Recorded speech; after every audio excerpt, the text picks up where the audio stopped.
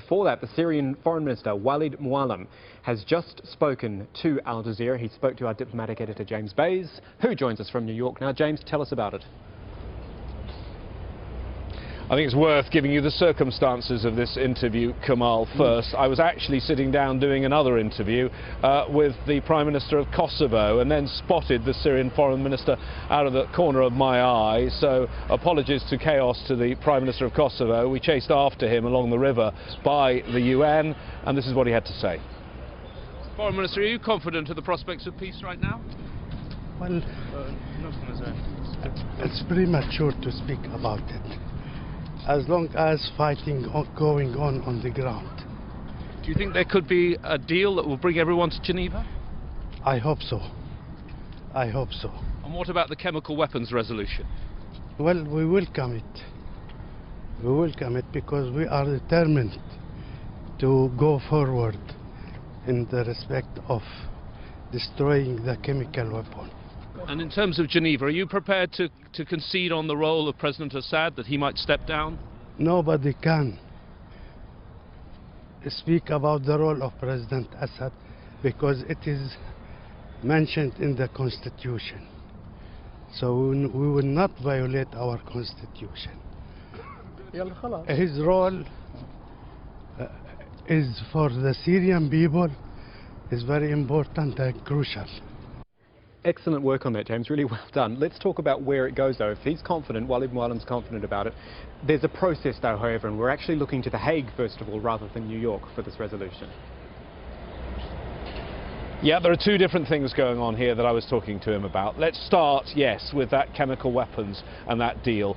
I think that's almost a done deal because you had the Security Council meeting here late on Thursday. The permanent 5 members of the Security Council have already agreed on the draft. The rest of the Security Council will show that draft, so they should take it back to their capitals. We have a meeting now in The Hague, but everything we're being told is that the Security Council have been in touch with the Executive Committee of the Organisation for the Prohibition of Chemical Weapons. They're the ones who have to actually make the plan to go into Syria, send their inspectors and do the work. And then if they've come up with that mechanism, that plan, it comes back here to New York later on in a matter of a few hours, and we should, barring a last-minute hitch, then get a Security Council resolution. That bit, I think, looks like it's all going to happen. The other bit, the more complicated bit, which they're now trying to work on, is the really big deal. It's trying to get both sides in the conflict around the table at Geneva. The Syrian government has said for some considerable time that it's prepared to go to Geneva.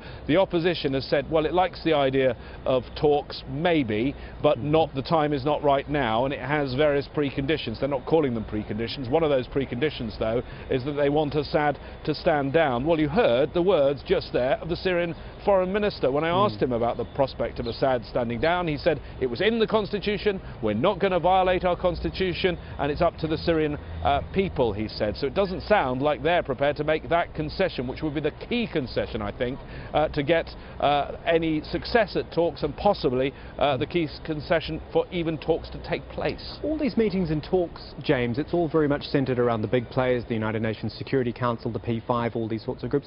Syria's neighbours surely have got to come into this at some point and play some sort of role.